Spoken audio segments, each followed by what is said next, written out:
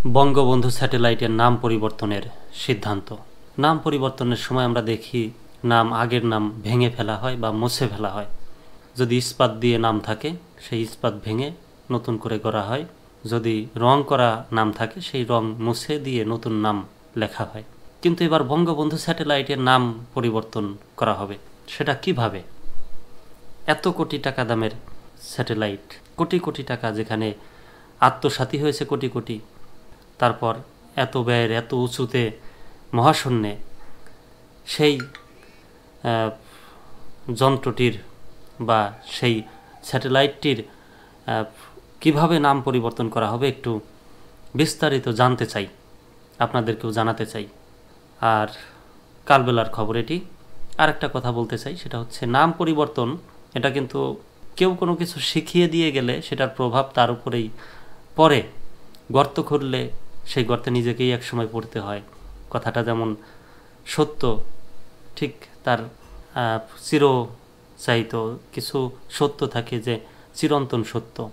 তো সেই সত্যর মতো উজ্জ্বল একদম। দেখেন কত নাম পাল্টে যাচ্ছে, এখনও কিন্তু বিএনপি ক্ষমতায় আসে নাই। বিস্তারিত পড়তে চাই। বঙ্গবন্ধু স্যাটেলাইটের নাম পরিবর্তনের সিদ্ধান্ত। বঙ্গবন্ধু স্যাটেলাইট 1-এর নাম পরিবর্তন করে বাংলাদেশ স্যাটেলাইট 1 BS1 করার উদ্যোগ গ্রহণ করেছে Bangladesh satellite company limited. Bangladesh satellite company limited. এছাড়াও সাবেক প্রধানমন্ত্রী শেখ হাসিনার ছেলে সজীব ওয়াজেদ জয়ের নামে থাকা কয়েকটি স্থাপনার নাম পরিবর্তনের উদ্যোগ নিয়েছে সরকারি প্রতিষ্ঠানটি। বাংলাদেশ স্যাটেলাইট কোম্পানি লিমিটেড সূত্রে এ তথ্য নিশ্চিত করেছে।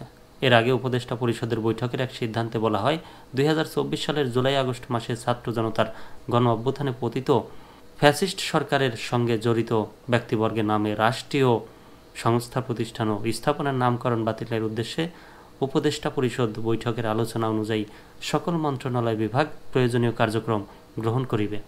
বাংলাদেশ স্যাটেলাইট কোম্পানি লিমিটেড সূত্রে জানা যায়, বঙ্গবন্ধু স্যাটেলাইট 1-এর নাম পরিবর্তন করে বাংলাদেশ স্যাটেলাইট 1 করার বিষয়ে ডাক, টেলিযোগাযোগ ও তথ্য প্রযুক্তি মন্ত্রণালয়ের চিঠি দিয়েছে প্রতিষ্ঠানটি।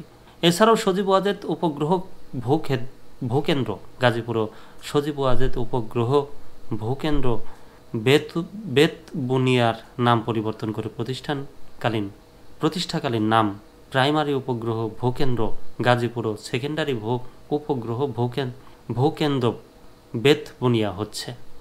এ বিষয়ে জানতে চাইলে বাংলাদেশ স্যাটেলাইট কোম্পানি লিমিটেডের মুখপাত্র ওমর হায়দার কালবেলাকে বলেন, উপদেষ্টা পরিষদের এক সিদ্ধান্তে নাম পরিবর্তনের উদ্যোগ নেওয়া হয়েছে। আনুষ্ঠানিকতা শেষে সেটা প্রজ্ঞাপন আকারে আসবে। প্রসঙ্গত, 2018 সালের 11 মে বাংলাদেশের এ স্যাটেলাইট উৎক্ষেপণ করা হয়।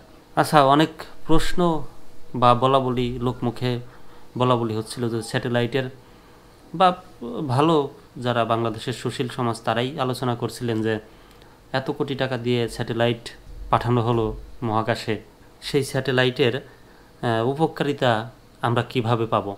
যদিও এর কোনো সুনির্দিষ্ট ব্যাখ্যা পাওয়া যায় নাই, শুধু একটুখানি সবাই শুনছে, জানতে পারছে, নিউজ আসছিল যে বাংলাদেশ বেসরকারি টেলিভিশনগুলো আগে ভারতের স্যাটেলাইটে চলতো, এখন বাংলাদেশ স্যাটেলাইটে চলবে। সেক্ষেত্রে ফিস বেশি ধরা হবে বা টাকা বেশি দিতে হবে, এরকম একটা কথা বলা বলি হচ্ছিল বা নিউজে প্রচার হয়েছিল।